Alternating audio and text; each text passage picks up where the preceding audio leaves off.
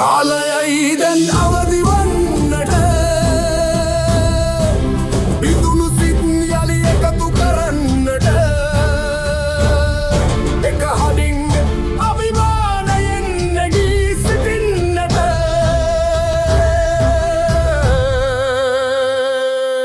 ලක් මවට ජය රැගෙන එන්නට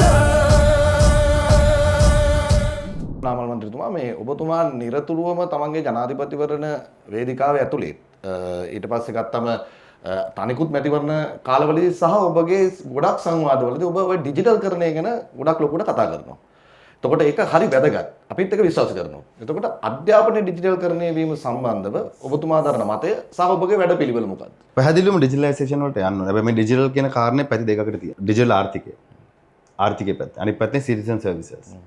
එඩියුකේෂන් කියන්නේ මේ තුන. එඩියුකේෂන් කියන්නේ අපි ටැබ් එකකින් ඉගෙන ගන්නවද, ස්මාර්ට්ෆෝන් එක ඉගෙන ගන්නවද, කම්පියුටර් ඉගෙන ගන්නවද කියන එක නෙමෙයි. අපි ඉගෙන ගන්න සබ්ජෙක්ට් එක මත තමයි ඒක තීන්දුව වෙන්නේ. දැන් උදාහරණයකට අපි ළම කෙනෙක් වෙන්න ඉගෙන ගන්න ඕන. එහෙම නැත්නම් අපි මෝටර් මෙකැනික් කරනවා නම් ඒක ටැබ් එකකින් කරන්න බෑ. හැබැයි එතනට යන ටෙක්නොලොජි එකක් තියෙනවා. අලුතෙන් එන ටෙක්නොලොජි එක. ඉතින් ඒ ක්ෂේත්‍රයන් වලට අනුකූලව අධ්‍යාපනය මම හිතනවා ඒ කාරණා වෙනස් වෙන්න ඕනේ. ඒ වගේම අද ඊබුක් සම්බන්ධයෙන් එන්ටයර් සිලබස් එක ඩිජිටලයිස් වෙලා තියෙනවා. ඉතින් ඒ හැබැයි පහසුකම හැමෝටම තාම නැහැ. ඇක්සස් ටු ඉන්ටර්නෙට් තිබ්බා තියෙන පුළුවන් බොහෝ ගම් වලට. හැබැයි ඉතින් ඒ ඩිවයිස් එක සම්බන්ධයෙන් ලොකු ප්‍රශ්නයක් තාම රටේ තියෙනවා. මේ දින ටැක්ස් එකට එක්ක ආණ්ඩුව ටැක්ස් අඩු කරලා පාසල් දරුවන්ට අඩු වියදමකට අඩු පිරිවැයකට ඩිවයිස් එකක් ගන්න පුළුවන් තැනට මේක හදන්න ඕනේ. ඒක එක ක්‍රමවේදයක්. එහෙම නැත්නම් නිකන් දෙන්න ඕනේ. නිකන් දීම මම හිතන්නේ ප්‍රායෝගික නෑ. යම් පාසල් වලට හෝ යම් ගම්මට නිකන් දීම නොමිලේ ලබා දෙන වැඩ පිළිලක් යන්න පුළුවන් වෙන්න පුළුවන්.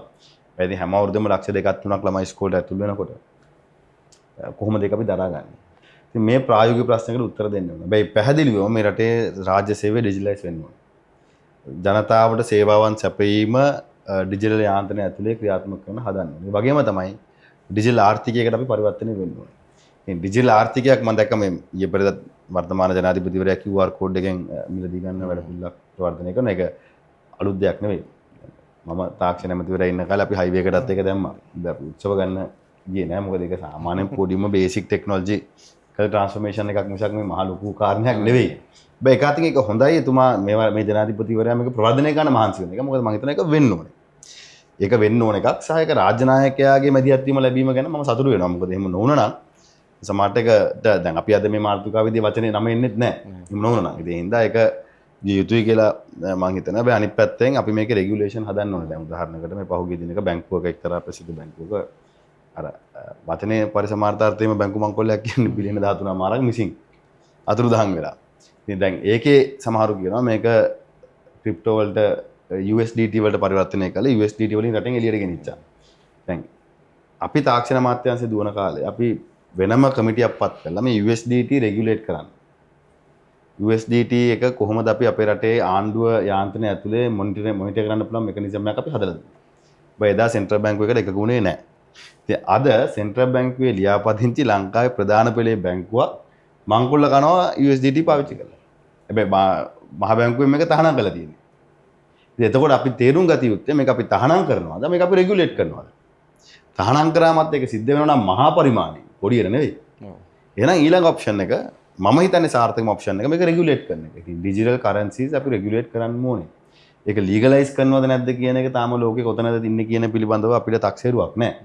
ඒ රෙගියුලේට් වෙන්න ඕනේ. රෙගියුලේෂන් එක ඇතුලේ අපි හරියට රෙගියුලේට් කරා නම් අපි ඒ USDT ට්‍රාන්ස් කරන්න පුළුවන් වොලට්ස් නැත්නම් ඒ සමාගම් ලංකාවේ යම් තැනක රෙජිස්ටර් කරලා තිබ්බනම් ඒ ආයතන USDT අපිට පේමන්ට් ස්ට්‍රක්චර් එක ඇතුළට ගෙනල්ලා යම් ටැක්ස් එකක් ආණ්ඩුවට අරගෙන ට්‍රාන්සැක්ෂන් ෆී එකක් අරගෙන ඒ පේමන්ට් කරන අපි අවසර දීලා තිබ්බනම් සමහරට ඔය බිලියන 13 මාර ඔය ආකාරයෙන් එළියට ගෙනියන්න බෑ. මොකද ඒක රෙගියුලේෂන් එකක් ඇතුලේ. ඉතින් අපි මේ අර මම හැමදාම කියන කාරණේනේ පසන් මේ ඩිරෙගියුලේට් කරන්න ඕනේ කියලා. දැන් ඔය ඕවර් රෙගියුලේට් කරපු ඒරියා එකක්. ඒක ඩිරෙගියුලේට් වෙන්න ඕනේ. ඉතින් අධ්‍යාපන ක්ෂේත්‍රය ඇතුළෙත් අපි දකිනවා අපි ඕවර් රෙගියුලේට් කරගෙන ඉන්නවා. ඉතින් මේකේ පොඩි ෆ්‍රීඩම් එකක් දෙන්න ඕනේ. සහ තරංකාරී විභාගයේ යම් තැනක තියෙන්න ඕනේ. ප්‍රායෝගික අත්දැකීමුත් එන්න ඕනේ. ඉතින් මේකේ මිශ්‍රණයක් තමයි දිගු කාලීනව අපිට හරියන්නේ. ඉතින් සමාජ සේවාවන් ටික ජනතා සේවාවන් ඩිජිටලයිස් කරලා ඩිජිටල් ආර්ථිකය ගොඩනගුවම ඉබේම අධ්‍යාපන ක්ෂේත්‍රය සහ අනිකුත් සියලුම අංශයන් ඩිජිටලයිසේෂන් වෙන එක වළක්වන්න බෑ. මවට ජය රැගෙන එන්නට